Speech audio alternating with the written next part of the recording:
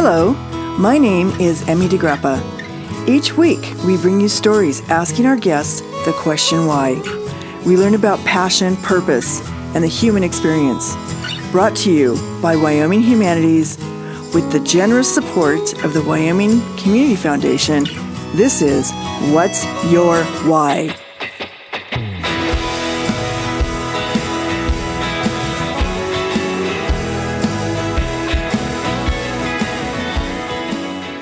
Today, we are talking to Kevin Olson. Kevin is the owner and president of Teton Media Works, and he is the publisher of Jackson Hole News and Guide. Welcome, Kevin. Emmy, hi, welcome. Thank you. Great to be on the program. Well, thanks for taking the time. And I wanted to start off our conversation by just kind of knowing a little bit more about you and how long you've lived in Jackson and why it became your home. And what was your journey here? Okay. My wife, Shelly, and I moved from Mission Viejo, California back in 2001. The short story is that a good friend of ours in California used to live in Jackson and knew Mike Sillett, who was the longtime owner and publisher of the Jackson Hole News. And as the story goes, she said, "Hey, Mike's looking for someone to run his newspaper. Would you be interested?" And I said, "Where?" And she said, "Jackson Hole, Wyoming." I'm like, "Jackson Hole, the ski place?" Because I was kind of a ski bum at heart. And she said, "Yep." So I reached out to Mike, and happily ever after, we've been here now for 19 years, having back in '01 moved our small family at the time here and got seated in. I was the associate publisher of the Jackson Hole News for a year, and then we merged with the Jackson Hole Guide. And so that created the Jackson Hole News and Guide in 2002. And of course, it's been the county paper of record in Teton County ever since. So that's the short version of how we ended up here. Well, what is your business background? My degree from the Walter Cronkite School of Journalism and Telecommunication at Arizona State University was in journalism, but my kind of area of focus was public relations and advertising. And that was really the area that I wanted to head into from a career standpoint. But the cards weren't right at the time in the time I graduated from school. So I started my first job with the Orange County Register in Southern California and kind of worked my way up the business and marketing and management side of the media company versus the journalism news side of the media company. But as fate would have it, as time went by working at the Orange County Register, I found myself going between the news side of the business and the business side of the business, trying to create new products, reaching emerging audiences. And so that's how I kind of got my publisher hat fit to my head. Publisher hat. Well, so that just leads me to tell me more about Teton Media Works, because as you mentioned before, it's a complete umbrella for several different publications.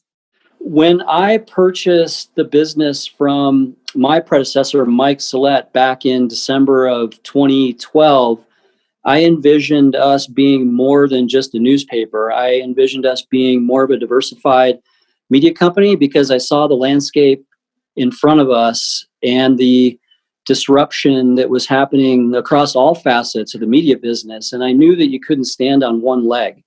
Newspapers alone. And so fortunately, we had a fledgling magazine division that was growing and gaining more advertiser and reader share, both for locals and visitors. And so we propped up that division alongside our two newspapers, the Jackson Hole News and Guide and the Jackson Hole Daily. So at that stage of the game, we had two of four legs of the stool that I ultimately want to create for our company. The third leg was to create digital marketing capabilities so that as businesses in Jackson wanted to diversify how they advertise and market themselves, certainly print is and has been very strong because of the high market penetration of our newspaper products in this market. But businesses want to do more in video, and they want to do more in social media, and they want to make sure their brand is on target and the communication coming out to its constituents is reaching them in ways that activate their interest in those businesses. And so we acquired a startup company called Origin Media back in 2016.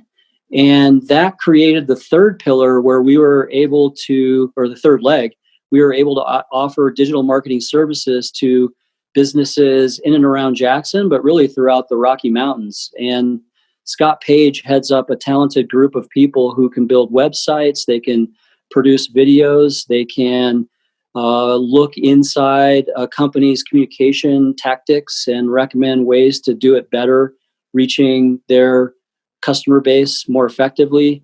They do commercial photography. So that was a really important third leg. And our fourth leg as we move forward into the future is to understand all of the points of interaction that we have with consumers and businesses in our market through our products print, through our products digital, and the different business services that we have, and create a data repository where we can create a business connecting businesses with consumers through the data trove that we'll be able to develop in the years ahead.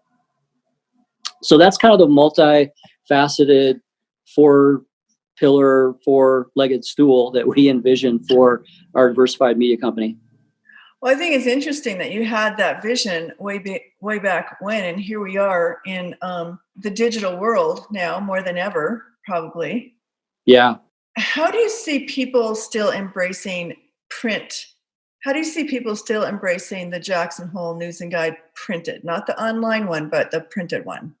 Yeah, I mean, the proof is in the pudding. We produce virtually the same number of print newspapers today, little asterisk except for COVID, than we did years ago. So we're in a very unique market situation here in Jackson and really in Wyoming where, the progressive adaptation of digital is not as advanced as we see in the metro markets where the media landscape has been completely, blown up and disrupted and diversified and has been really challenging for the news media business. But, here in Wyoming, here in Jackson Hole, people still embrace the slowness, if you will, of leaning back, reading the news, understanding how it fits their life, what they are passionate about, what they want to advocate for, what they want to participate in. And so we see newspaper readership still very strong. Going back to the asterisk on COVID, what we saw during the lockdowns is access to the papers where people would normally get them was virtually shut off. And so we did see website readership and more specifically subscriptions for our digital replica newspapers, both the Weekly News and Guide and the daily Jackson Hole Daily, spike as a result of those lockdowns. And ultimately that's good for our future, because if we have that recurring subscription revenue by engaged residents and even seasonal residents who are now reading their paper back in Greenwich, Connecticut, because they are vested in Jackson Hole, that recurring reader revenue is really what helps fund journalism long term. What I think is interesting about small town newspapers is that they seem really relevant in this day and age. That is such a community minded thing, is to have, your local newspaper where everything in that newspaper, I mean, I know you do national and international news as well, but you really focus on your community.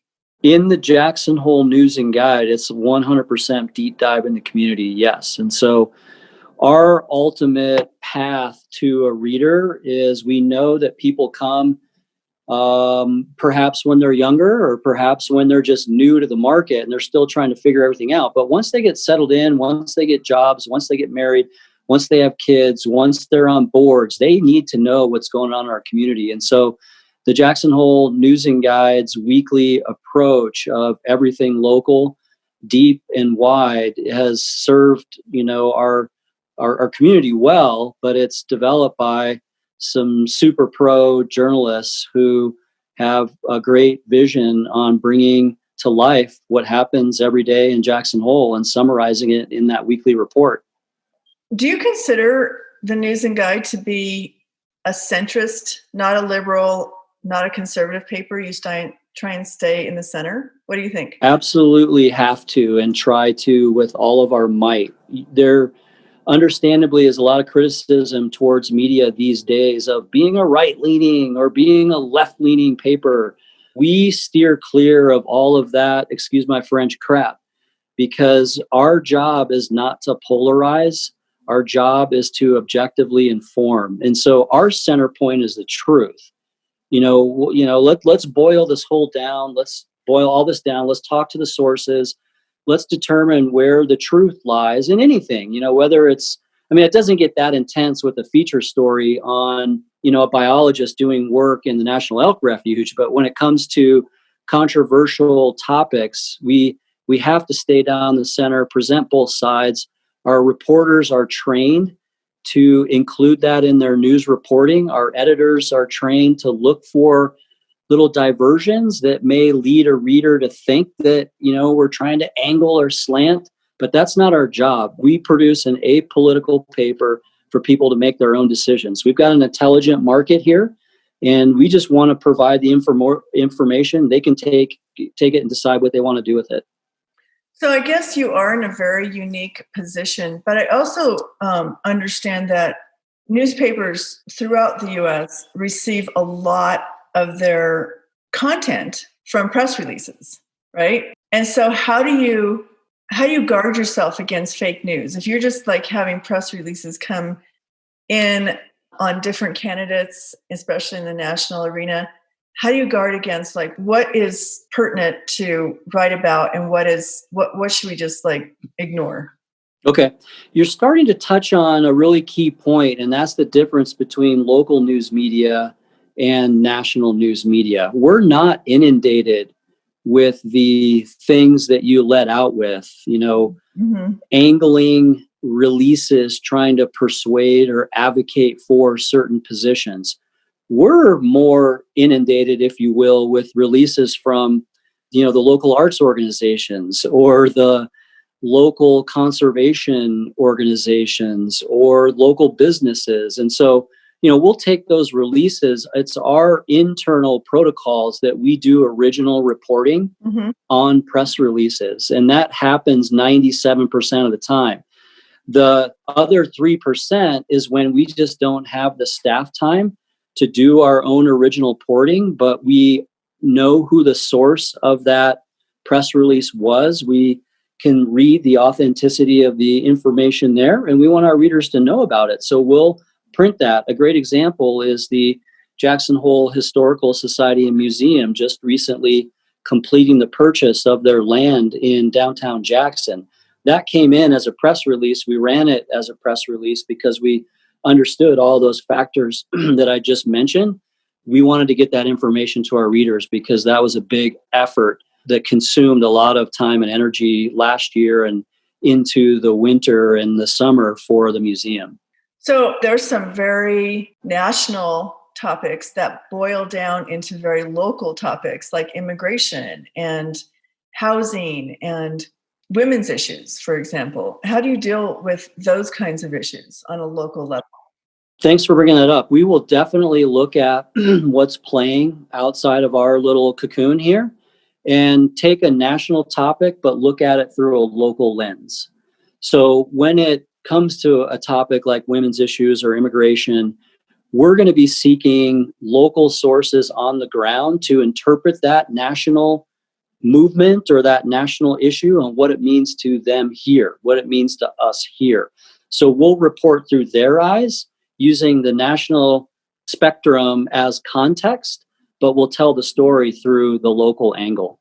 Yeah, so there's some things that were in the news recently and that were pretty contentious. And I won't mention names, but I guess I might as well mention names because I'll just give it away anyway, about our mayor and accusations that were being made. And that was pretty sensitive in a lot of ways. It was intense. Yep. Yeah. Whatever side you thought you were on.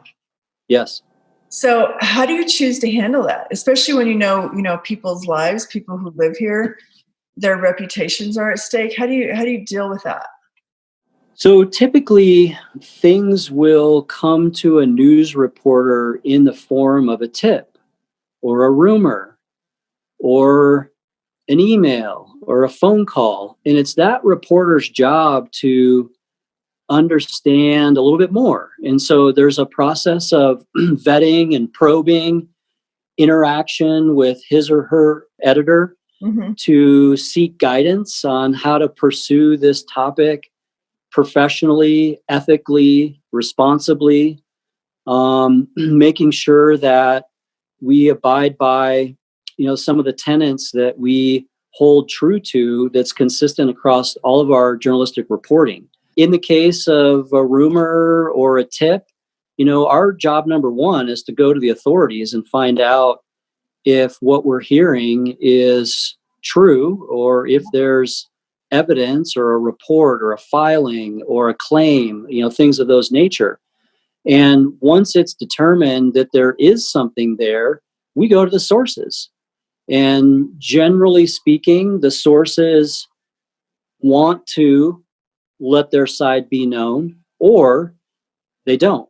And if they don't, then it's our job to find out why and then start to do some investigating to see if there's more to this story than what it appears at face value. So nothing we do is scattershot. Everything we do when it comes to contentious, controversial matters where public figures are being called into question, we've got a process. We roll through the process. The process sometimes takes time, maybe more time than what people would like, but we're not going to come out and publish a story until we've got the I's dotted, the T's crossed, and it passes our internal test of integrity and trustworthiness so that it's ready to print. So how involved do you get in the process of, you have an editor, but you're the publisher and you have writers, and how involved do you get in decision making on whether or not a story is published or not? I'm glad you asked, because that is a sense of mystery for many people when it comes to media. Back to and I'll answer your question real specifically, but back to your earlier point about the national media and, that's a left-leaning, TV station, or that's a right-leaning website.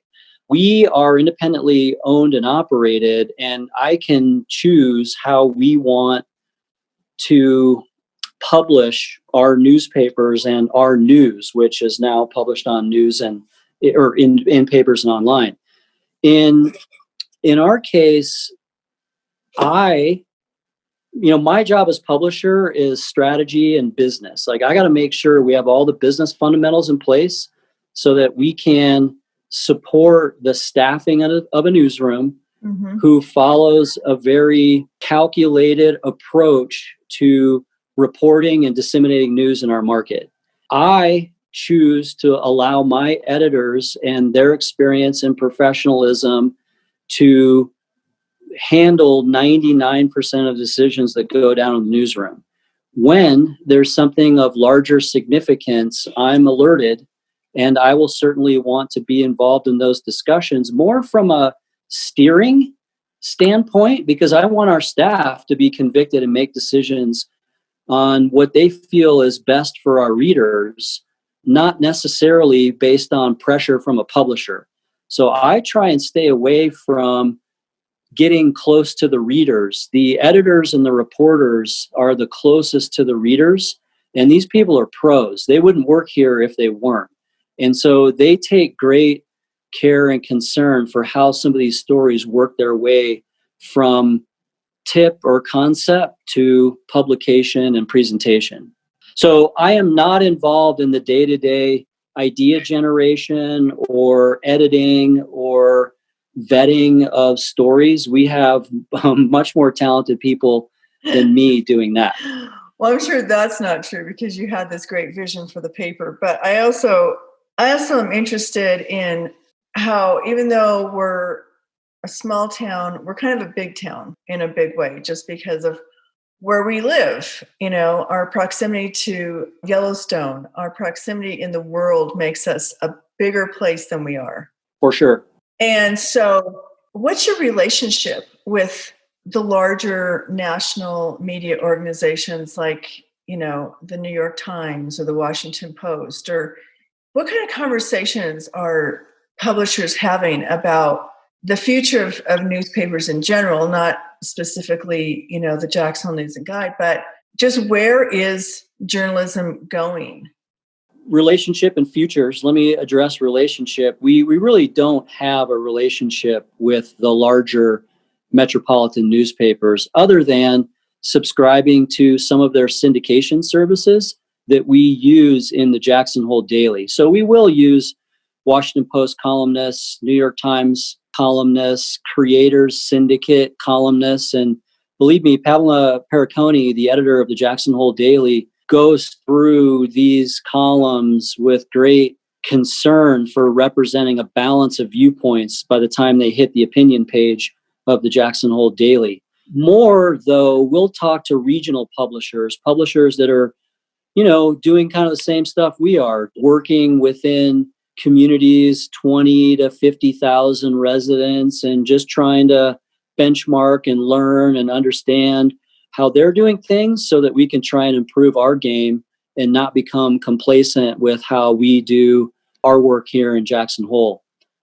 Journalism as a profession and as a trade has definitely gotten some black eyes in the last 10 years in two respects. One, financially, it costs a lot of money to support a quality staff of journalists. And when advertisers choose to do different things with their ad dollars and advertising diminishes within the publications that those journalists work for, you'll have fewer journalists. I mean, I don't know of many businesses that will operate at a negative margin, but you can't do that for very long. There is a movement in our industry of philanthropy supporting journalists, and I think that effort will still be on the incline, particularly in markets where journalism is being squeezed out by the economics of those markets.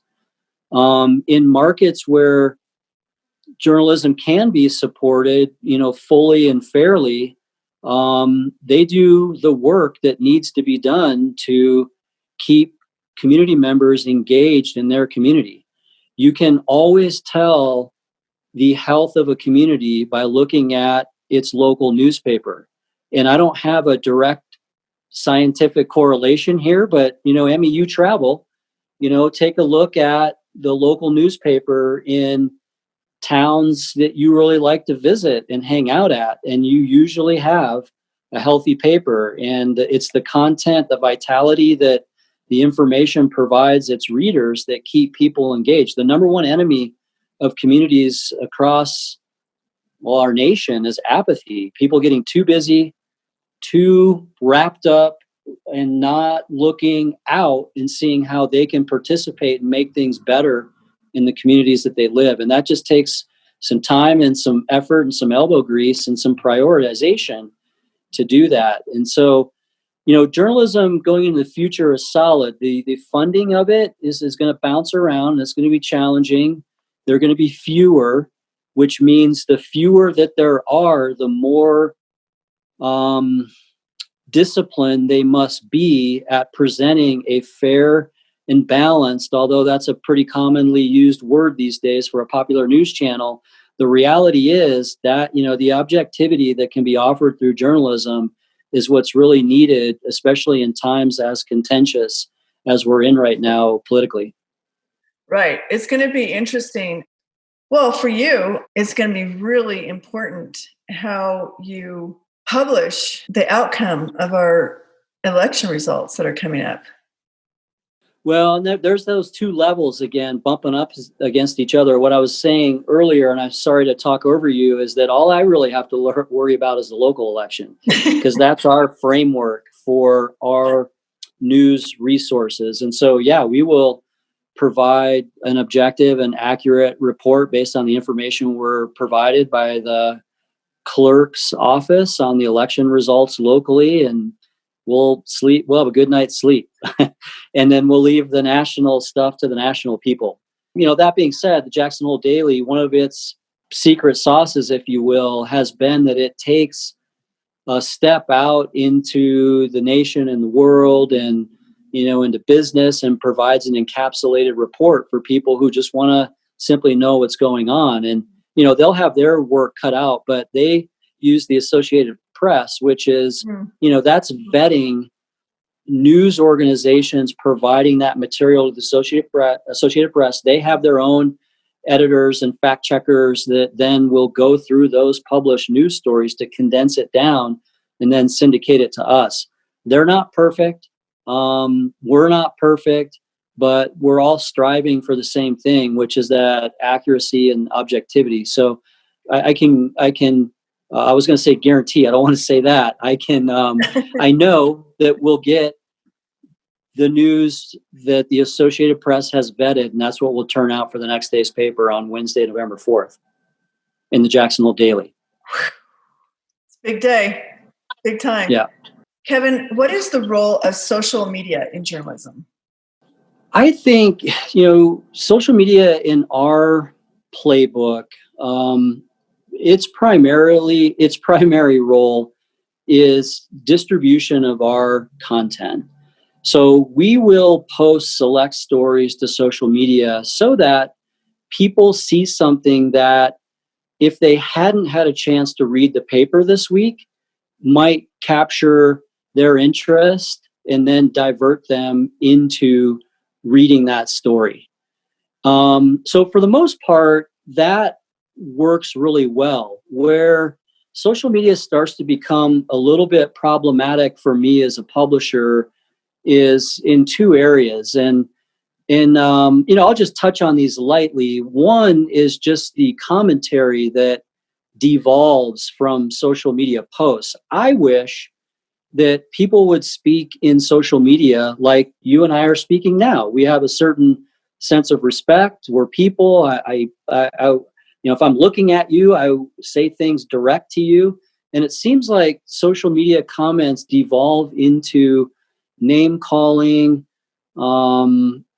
Just a lot of unproductive stuff happens there. And I don't think it would happen if we were just sitting here talking together. So unfortunately, that exists. And I don't know how to resolve that other than, with the Jackson Hole News and Guide, we've updated our commenting protocols on our articles where, you have to have your name there. You can't do it anonymously. And you need to be a subscriber, because we find that if we have this bond together, we both subscribe, we're engaged in the community, we'll talk to each other in a little bit more of a respectful way.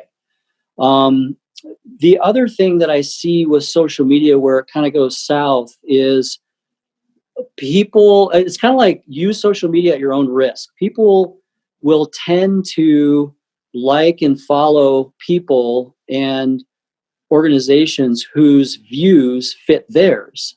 And so you end up with this proverbial echo chamber of content in your news feed that leaves you somewhat resistant to other points of view that don't necessarily enter into your feed. And anytime that enters into your feed, then whoa, you're kind of like, what happened here? That's not what I signed up for. And so it's this echo chamber effect that I would really encourage people to try and resist, because the reality is we have to seek to understand first. And as we do that, then we can tolerate other points of view without diminishing them, because it's okay to say, I understand what you're saying, I just think a little bit differently. And that's not derogatory, that's just straight up.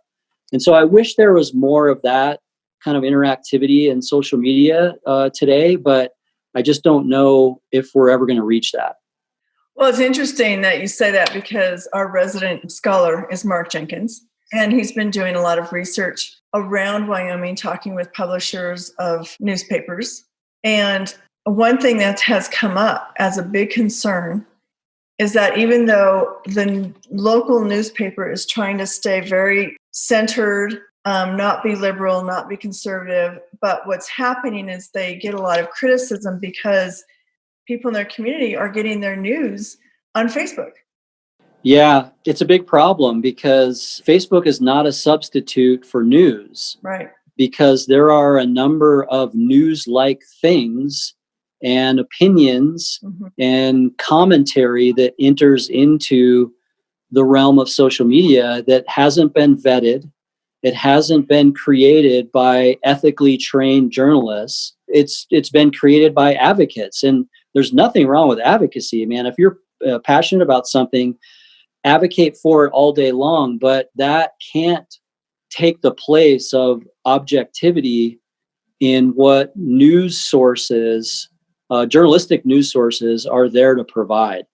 So it is a big challenge for publishers to break through and explain that in a world of chaotic and varying opinions and views, come to the center and just see what it's like straight up. And that's what we're going to give you.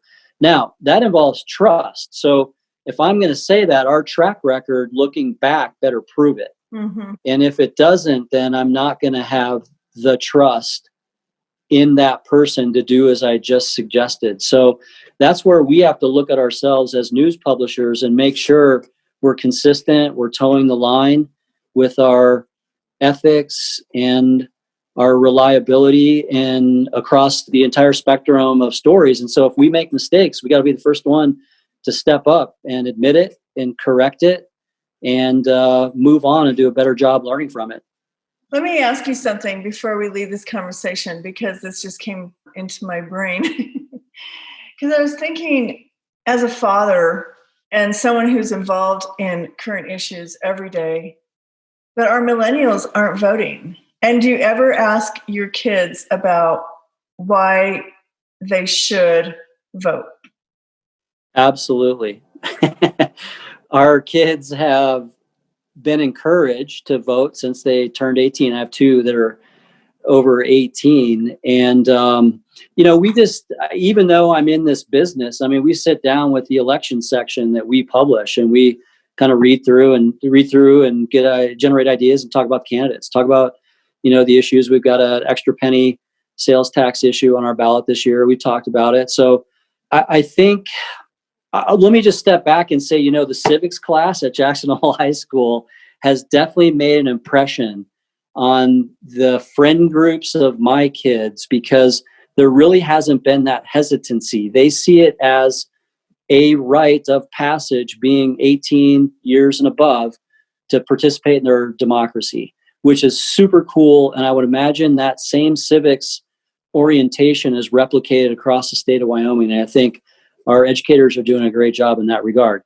That being said, I think I just go back to that point earlier about apathy. Unfortunately, there are kids these days that feel they can't make a difference. And this is a broad generalization. Please excuse me for doing that. But if you had to slice out, Emmy, that group you just referenced, I think they just don't think their voice counts. And hopefully they'll meet someone along the line that encourages them otherwise, and they'll fold in and be one of the voting public. Mm-hmm. I hope so too, because I think, and I don't just think it's apathy, because I have a very passionate son, and it's more the damage that fake news and social media has done to make them so confused on what is the truth. What do people really stand for? Like, they might say something in a blog, but can you trust it? I will just say that this whole notion of fake news, in my view, Kevin Olson view, really started to surface in the era when blogging and social media and opinion-oriented programming, whether it be on television or radio, started to rise. Mm-hmm. Because prior to the term fake news ever came into the conversation, I never heard it. Working for local publishers and working for a large Southern California metropolitan newspaper, I'd never heard of fake news before. So unfortunately, just in the last, 5 years, mm-hmm. it's surfaced, and it's perpetuated by imposters who purport to be news reporters, but they don't work for a journalistic news organization. Right. They propose to be experts, actually. Yeah.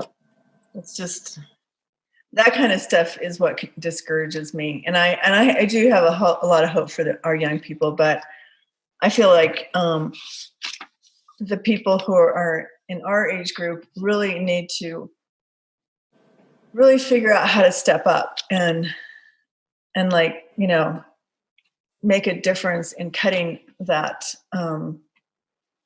that kind of way that we deal with journalism, really. Yeah. It just comes down to belief. Mm-hmm. Yeah. So anyway, it was great talking to you. Thank you so much. Thank you, Emmy.